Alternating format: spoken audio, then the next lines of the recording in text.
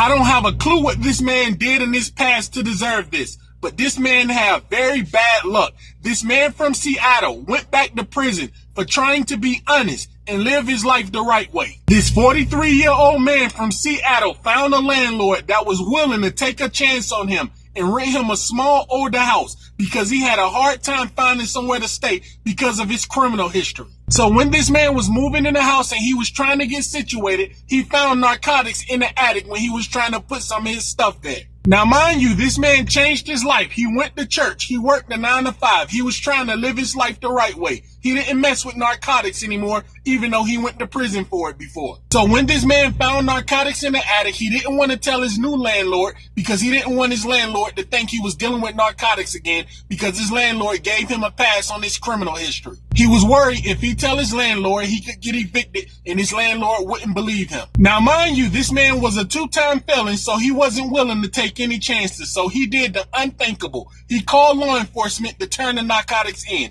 He wanted to do the right thing. So when the cops got to this man's house, he told them he just moved in and he found narcotics in a bag in the attic. He also explained to law enforcement that the narcotics wasn't his. Law enforcement was looking at him like he was crazy and they wouldn't believe in nothing he said. They ran his information. When they ran his information, they realized he'd been locked up several times and he have a long criminal history and he went to jail for selling narcotics. So at that point, they put him in handcuffs and they called for backup. This man then started to realize he could be in trouble and he made a big mistake calling law enforcement. He then told law enforcement if them was his narcotics, why would he call them? That don't make any sense. He said that was stupid. He ended up getting arrested for the narcotics and he was sent back to prison. Let me explain. When this man from Seattle got approved to move in that house, he was very excited because he'd been renting hotels since he got out of prison and he was going to save half of the money he was spending in hotels. But the neighborhood he moved in was a very high crime neighborhood. It was shooting every night. Law enforcement was always in the neighborhood